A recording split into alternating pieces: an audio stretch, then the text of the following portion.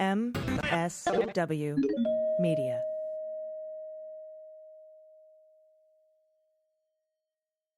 Thanks to Athletic Greens for supporting the Daily Beans. I take AG1 by Athletic Greens literally every day. If you're looking for a simpler and cost-effective supplement routine, Athletic Greens is going to give you a free 1-year supply of vitamin D and 5 free travel packs with your first purchase. Go to athleticgreens.com/dailybeans.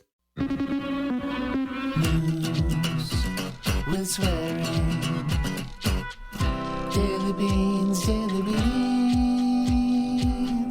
Daily Beans, Daily Beans.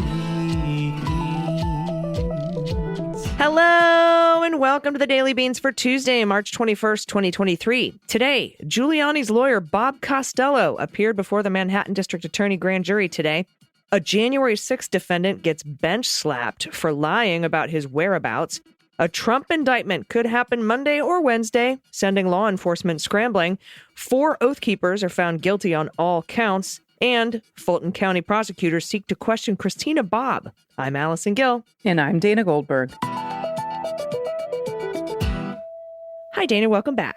Thanks. It's good to be back. I always appreciate you covering me when I've got to work. I was in North Carolina doing the Lord's work, raising some money for the LGBTQ community and the Human Rights Campaign.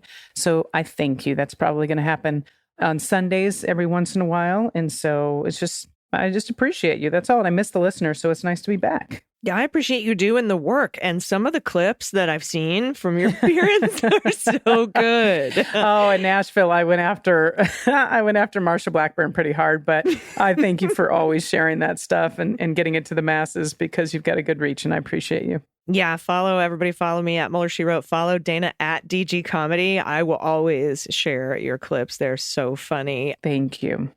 Ted Lasso and company et al. Was at the White House today. Love it. And deservedly so. I mean, this is an incredible TV show. It's also incredibly well written. It covers things far beyond soccer, if you're a fan of Ted Lasso, including mental health and all other things we need to be talking about. And the cast is fucking amazing. They're incredible. And so I love that they were at the White House. For me, that's just like, a team that's won a big national championship. Ted Lasso's kicking ass and deserves the accolades for the television show that was created. It's really great.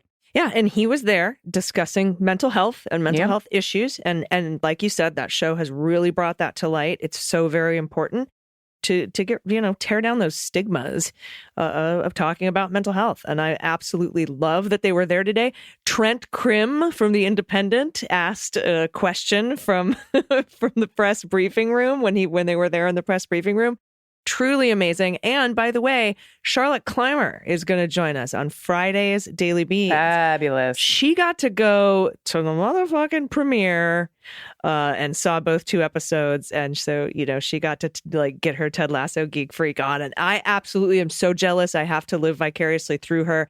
So we're going to talk to her. We're going to talk to her about the importance of mental health, the appearance of Ted Lasso at all at the White House. I love it. And it's going to be awesome. Yeah, Charlotte is living her best life. She also was at the VP's for brunch for Women's History Month. And so the picture with a stallion, what does she go by? Oh, my God. Megan Thee Stallion. Megan Thee Stallion. I mean, Charlotte's living her best life. I'm living vicariously through her as well.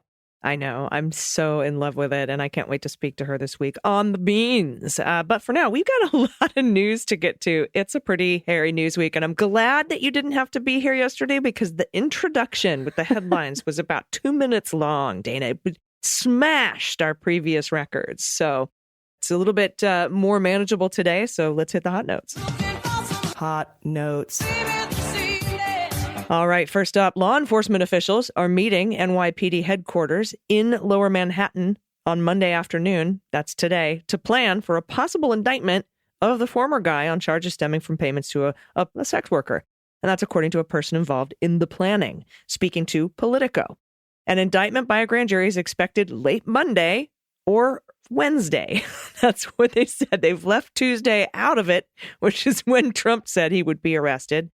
That's according to the 3 people involved in the deliberations. Quote, we'll be discussing how we bring Trump in. That's what the person involved in the planning said. No decisions have been made yet. The meeting will include members of the NYPD, the U.S. Secret Service, the court officers, and officials from the Manhattan DA's office. Bragg convened the grand jury investigating the payments. We know that. A court spokesperson said there's nothing to report since no charges have been filed yet. Spokespeople for the Secret Service and District Attorney's Office did not respond to requests for comment.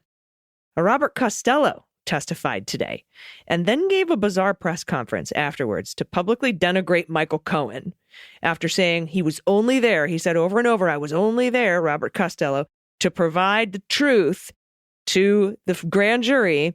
I was there for ethical reasons today. But as Maya Wiley said, if you're only there to provide the truth and for ethical reasons, then there's no need for a press conference, Bob, to take swipes at the prosecution's star witness. He said the grand jury cherry-picked 6 of his emails and asked him questions about those. And he had 321 emails he wanted them to review, and they wouldn't take it from him. That's probably totally incorrect and a lie to feed conspiracy theorists. So for the next however many years, we'll just hear about the 315 emails or whatever. What was in those? You know, it's probably why they did that. It was probably blank pieces of paper, probably as, you know, as robust and verbose as Trump's healthcare plan, which I would think so, which I'm sure we'll get any week now. Yeah. Do you remember when he handed that giant binder over and there was nothing in it? When Kayleigh McEnany was like, here is this. And it was like just a shit ton of blank pages. Yep. Now, Michael Cohen has been on MSNBC here for the last little while. He also told CBS that he doesn't think he'll be asked to rebut Costello's testimony. And he has absolutely been not called back to testify on Wednesday, which is what Robert Costello hinted at when he was giving his press conference. And Michael Cohen's like, well, it's weird because they never tell anybody until the person who's coming in, and they don't tell that person until the last minute. So how Bob Costello could know I'm coming in and I don't know I'm coming in is beyond me. But Cohen seems to say, or, you know, Cohen has said, hey, I've not been asked to come back on Wednesday. Now, Costello also said he finished up his testimony to the grand jury around 4:50 p.m. on Monday.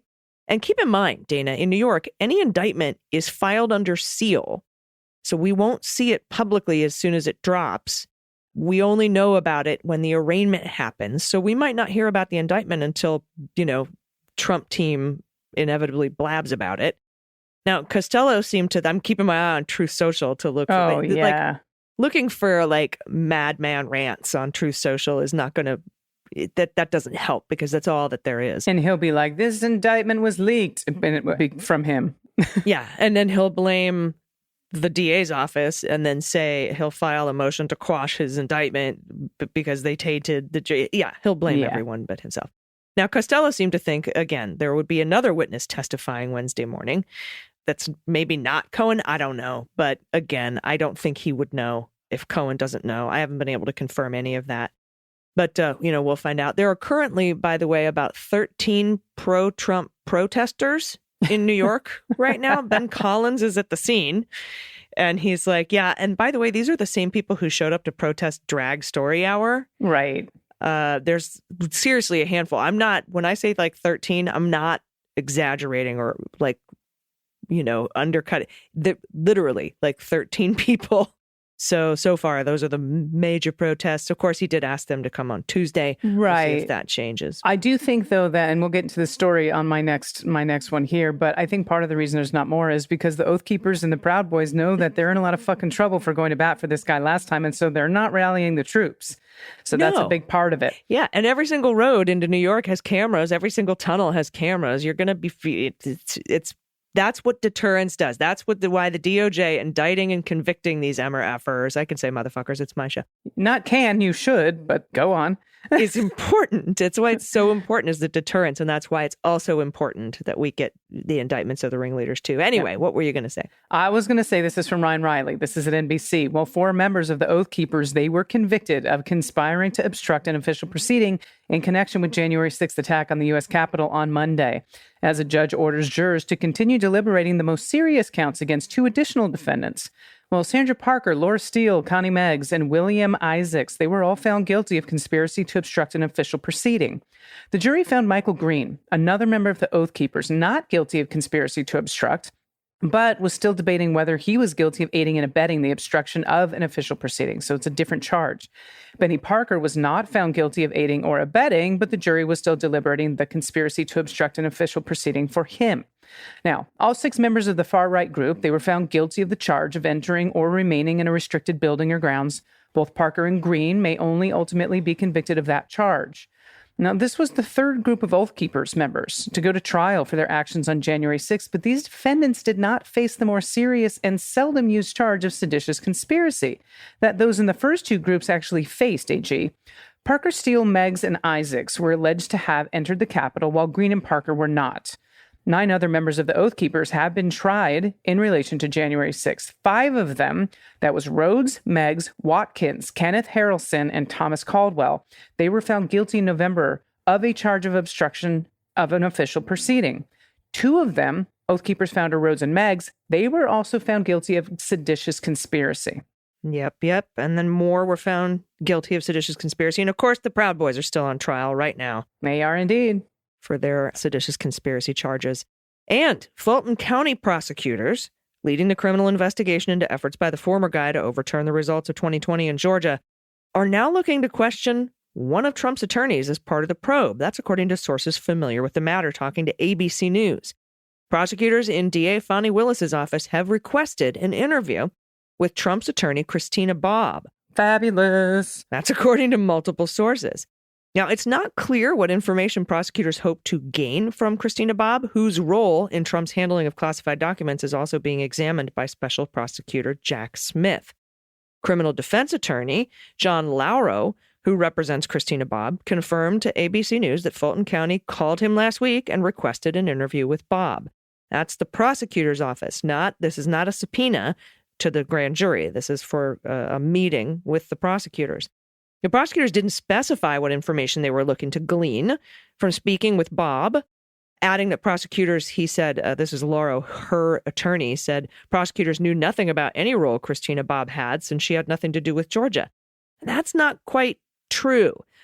Christina Bobb worked hand in hand with Rudy Giuliani and was on some of the phone calls and some of the emails with other people.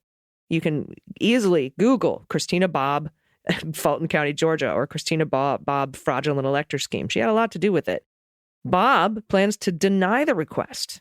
She's not going to go, according to her lawyer, which means she could get a fucking subpoena. Mm-hmm. Quote, they had a year and a half of investigating and never once reached out to Christina Bobb. It was one of the more strange conversations I've had. And you can say stranger conversations, not more strange, but whatever. Which is odd to me, right? Like why they never brought Christina Bobb in to testify before the grand jury. So this is interesting, and I'm curious as to what they want to ask her, or why this came up. But it does show she's continuing this investigation. That these indictments recommended by the special purpose grand jury are not simply rubber stamped by the regular grand jury. A spokesperson for the district attorney's office declined to comment. The new interest in speaking with Bobb comes a little more than 2 months after the special grand jury, seated as part of the probe, delivered its final report. We only saw part of that report. We didn't see the indictment recommendations and declinations. The grand jury sat for 8 months. They interviewed over 75 witnesses. In its report, the grand jury recommended to prosecutors they seek indictments against witnesses. Now, Emily Kors said at least a dozen. She didn't say, how many. And, she went on that special media tour, Emily Kors did. Now, on Monday, Trump's attorneys filed a sweeping motion asking for a judge to quash the largely sealed grand jury report summarizing the findings of its investigation and prevent it from being used in the investigation moving forward.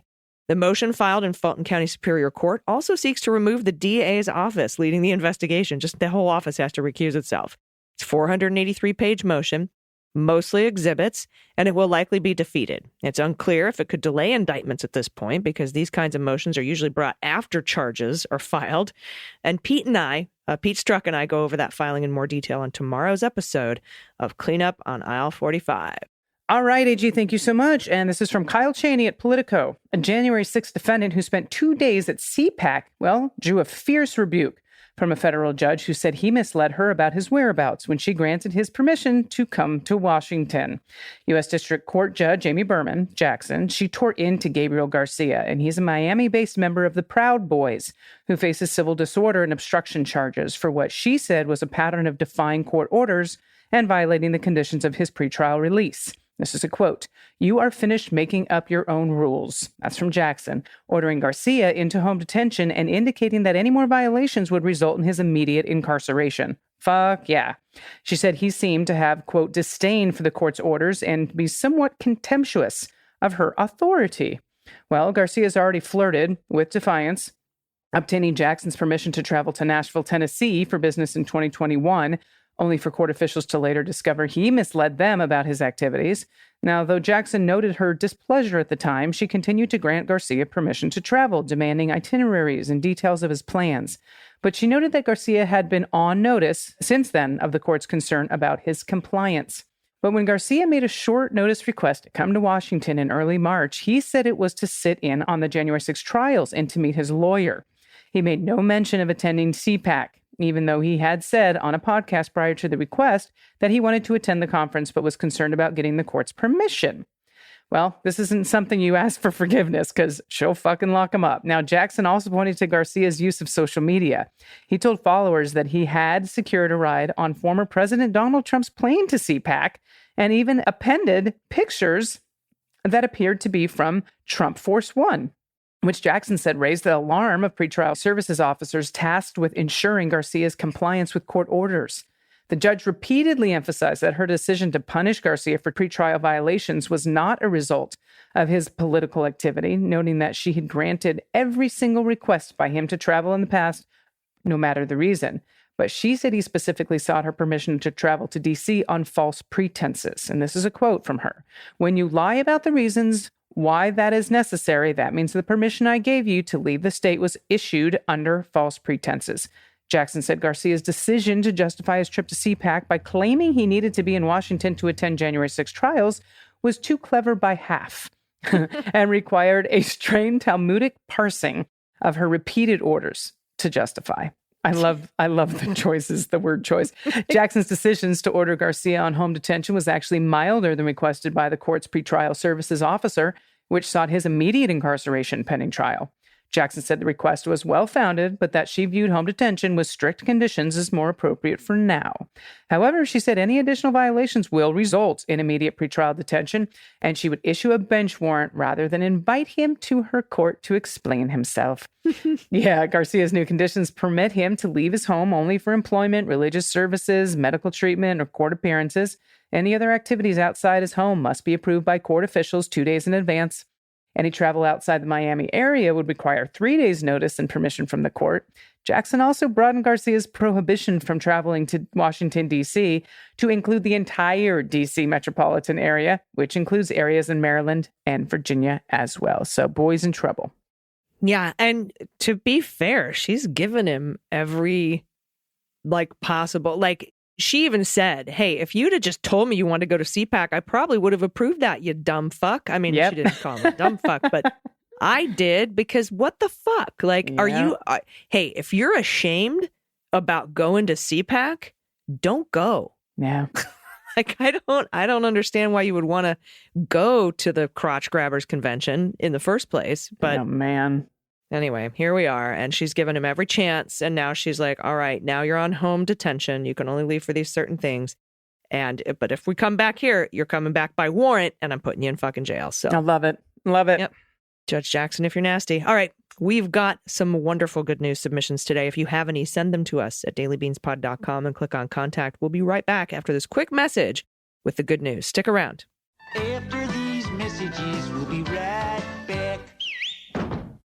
Hey everybody, it's AG, and I take AG1 by Athletic Greens literally every day. I started taking Athletic Greens because I wanted to boost my energy and my immune system, and I wanted to clean out the giant cabinet I had full of powders and supplements and probiotics and everything that I had to take. It was costing me a fortune, and it was taking up too much space in my house. But now I take AG1 every morning, just one scoop. It's delicious in a cup of water, and that's it.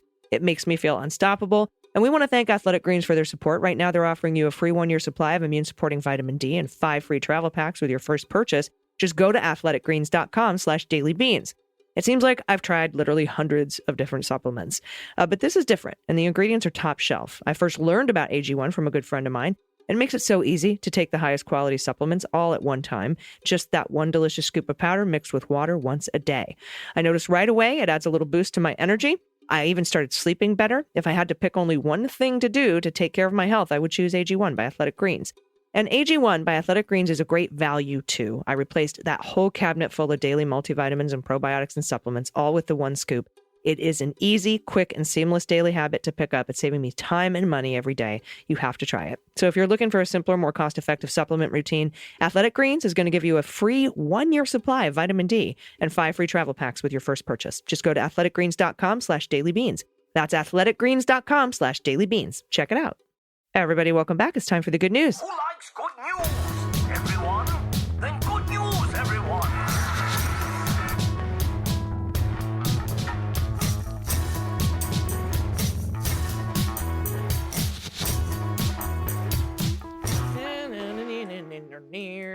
Good news, good news. And if you have any good news, confessions, corrections, a shout out to a loved one you want to give, a shout out to a small business in your area, you want to send us your pod pet tax, with especially in costumes. We love animals in costumes. You can send that, or an adoptable pet in your area if you don't have a pet that you can share. Also, if you have a photo of making a square out of tape on your floor and your cat's sitting in it, I want to see it. Send in baby photos, frog orgies, whatever you have, you can send us the good news. And, just good news. If that's all you got, I'm into it. You can do it at dailybeanspod.com and click on contact. First up from Anonymous, pronouns she and her. Hello, longtime listener, first time caller. Hello from Canada. It's my birthday, March 21st. Oh, happy birthday. Happy birthday. And it's a biggie. I'm 40. Nice. It would just be the icing on top of my very big cake to have the Orange Menace indicted as a kickoff for my birthday month. Yes, I celebrate the whole birthday month. Yeah, Anonymous, when I was 40, I was doing a whole month as well. And dude, the 40s are the best. I'm telling you. Anyway, that is all. Here's hoping, as Tax sharing my doggo. She was a rescue farm stray that found her way to the Toronto Humane Society. Sorry, Toronto Humane Society. I always pronounce that T and I always get emails for it. Via 2 kill shelters. Oh my God. First in South Carolina and then in New Jersey. When I rescued her, the shelter had to keep her a bit longer to get her weight up. Now she's chubby and extremely spoiled. I don't have her DNA mix yet, but maybe there will be a what the mutt in your future. Oh, look at her. What a beauty. Look at that ear. I know. I see some ridgeback in here. Yeah, a little lab, a little hound dog. Sweet baby. Oh, so beautiful. Thank you for sharing. Absolutely. This next one's from Anonymous, pronouncing him. Oh, I know. Hi again, Beans Queens. I wrote you some time ago about my wonderful daughter, Sarah. This time I'm writing to introduce you to the fur babies who live with my wife and me. The all black polydactyl? You got it. Polydactyl girl on top is Hemingway, a.k.a. Hemi, who owns me. Her gray sister on the bottom is Munchkin, who owns my wife. They're both 11 years old and have been with us since we adopted them both in 2012. Yes, Hemingway cats are polydactyl. They have multiple toes. Ernest Hemingway bred them, and at the Hemingway house, there's like 9 million of them. So if you have any polydactyl cats, they likely came from Hemingway. I just learned something new. Look at the babies. I love polydactyls. They're so adorable. Cute. Thank you. Next up from Peg T, pronouns she and her. I understand that making a spectacle of an indictment of the former guy will just become another act in his musical Avenue QAnon. Nice. Complete cast of Trumpish puppets. But I'm hoping for a really embarrassing mugshot. While waiting for news, I'm working on an Easter chick hat for dogs. My model has opinions about my first draft. I went on... Excuse me. Bless you, AG. There was no warning on that. No, that came out of nowhere. I feel like we should keep that in just for fun. My goodness. And there was only one. Usually there's 2. Yeah, that was just a boom. Usually they travel in pairs. All right. I went on anti-anxiety drugs the day after the former guy was elected, and MSW made me feel like I wasn't losing it and I wasn't alone. Thank you. Peg. Oh yeah. Your dog is not happy about this Easter chick hat. So important. But the hat is even more. Look at how beautiful this dog is. Look at the face. Oh, the side eye. Yeah. Okay. I want to just use this picture for whenever some MAGA person responds to me like an idiot on Twitter, and I just put this there. Like, Totally. Mm-hmm. because that is the level of shade in that dog's face right now, and it's so adorable. Thank I you. love it. All right, this is from Maddie, pronoun she and her. Beans fam, my cat will not sit in the painter's tape square. She will sit on the side or stare at it from across the room, but she will not sit in it. She's not the sharpest crayon in the sea, but I appreciate her refusal to give into my peer pressure. She is her own woman. She won't ever sit in the floofy pet bed I got her either. Even when it's pushed up near the heater vent, she will simply lie to the side or behind it. The only way I've figured out how to get her to use a cat bed is to put it right in front of the space heater that I use during the workday. I've attached a photo of her on her little crochet cat couch that I made, and it makes me so happy.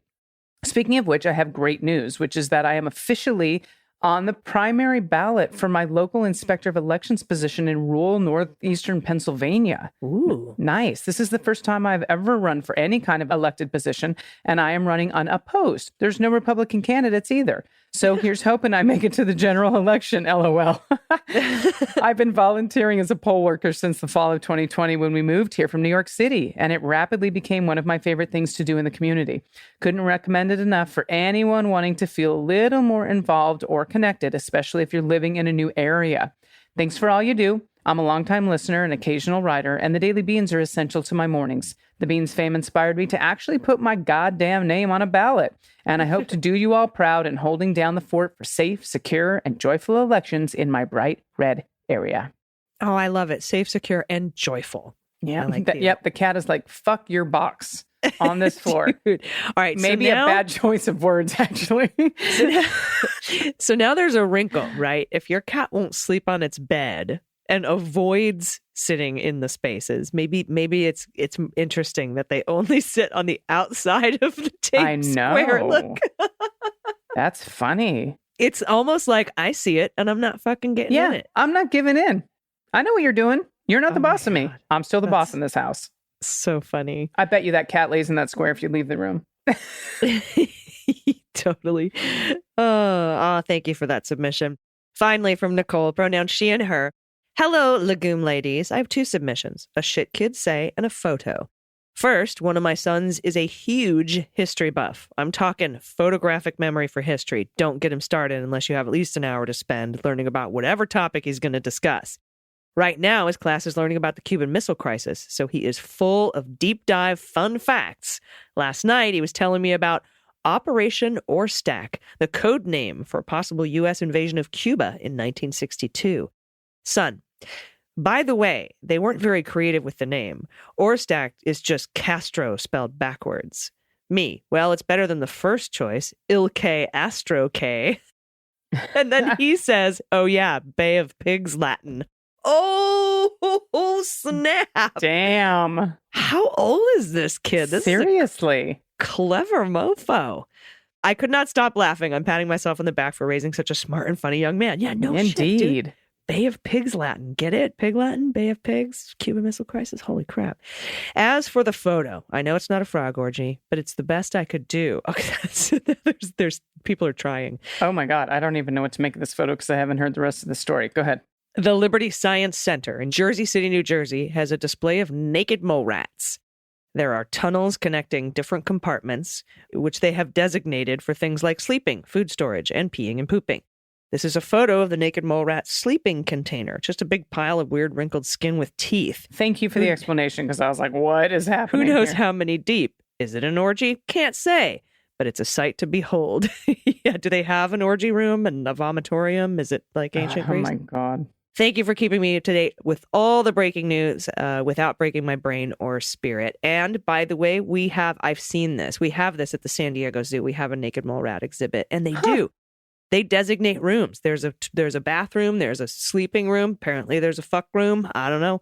But it's so cool the way that they do this. But they sounds like a gay men's cruise on Atlantis. Right? It's like a little bathhouse. There's a dick deck. There's a fucking deck. There is. Not kidding. Apparently. I mean, I've never seen it, but ye old brass rail, right? I think they're cute, but, I could see how a lot of people might not think the naked mole rat is adorable. But there they are, sleeping in a pile. Okay, good. I'm glad that you could see why I don't think this is adorable.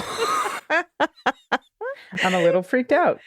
Yeah, well, I think it's cool that they at least have different rooms for things. I think because, sense. And I'm sorry to ruin this for everyone, but at first glance, like a little bit of flaccid, like a little flaccid penises with eyes and a nose. Like that's sort of what I see. Yeah, and the big. Yeah, which is in my imagination exactly what they look like. Even though you guys think vaginas have teeth, they do not. Is that the new nickname now? The one-eyed naked mole rat? Oh, I moved away from the microphone so I didn't blow Desiree's ears out. Oh, okay. Well, that's our good news segment for today. If you have any, thank you, by the way. These are awesome. These are awesome submissions. Please keep sending them in. Again, if you can get your cat to sit in the tape square, please send those photos in. And if they sit on the side of it, let us know if they also don't sleep in their cat bed or are kind of a periphery cat, to begin with. I have a feeling that like cats who sit on your keyboard and like sit on your whole chest at night and like lay directly in their beds might be the kind of cats to stand in the square. We could do a study. I think we could get a grant for this. It's important research, I say. All right, that's the show. Do you have any final thoughts before we get out of here? Do I have any final thoughts? I think there's like 5 tickets left for my show in Albuquerque, New Mexico. So if you're hearing this for the first time and you're in the surrounding area and you want to take a trip to Albuquerque on May 20th, there's only like 5 tickets left. It's a small, intimate theater. It's only 300 seats. It's at the South Broadway Cultural Center. But I would love to have a Beans listener snag those up. So just go to my website. It's danagoldberg.com and you're going to hit the appearances tab and scroll down to Dana Goldberg back in Berkey. And for those of you that got tickets, I can't wait to see you at the show. That's it. Berkey. Dana Goldberg back in Berkey. Berk. All right, cool. Thank you so much. And grab, snag 4 friends. Go to Berkey. Wait, is today the first day of spring? Today is the spring equinox. Yeah, it is. Happy first day of spring, everybody. Open season on the LA freeways. No, seriously. That's a LA Story quote. Love you, Steve Martin. All right, we'll be back tomorrow with more news. We'll see what happens. Oh, God, that's right. Anyway, until then, please take care of yourselves, take care of each other, take care of the planet, take care of your mental health. Vote blue over Q. And take everyone with you. Especially in Wisconsin. Early voting starts this week. I've been AG. And I've been DG. And them's the Beans. The Daily Beans is written and executive produced by Allison Gill with additional research and reporting by Dana Goldberg. Sound design and editing is by Desiree McFarlane, with art and web design by Joelle Reeder with Moxie Design Studios. Music for The Daily Beans is written and performed by They Might Be Giants, and the show is a proud member of the MSW Media Network, a collection of creator-owned podcasts dedicated to news, politics, and justice. For more information, please visit mswmedia.com. MSW Media. Hi, I'm Harry Littman, host of Talking Feds, a roundtable that brings together prominent figures from government law and journalism for a dynamic discussion of the most important topics of the day. Each Monday, I'm joined by a slate of Feds favorites and new voices to break down the headlines and give the insider's view of what's going on in Washington and beyond. Plus sidebars explaining important legal concepts read by your favorite celebrities. Find Talking Feds wherever you get your podcasts.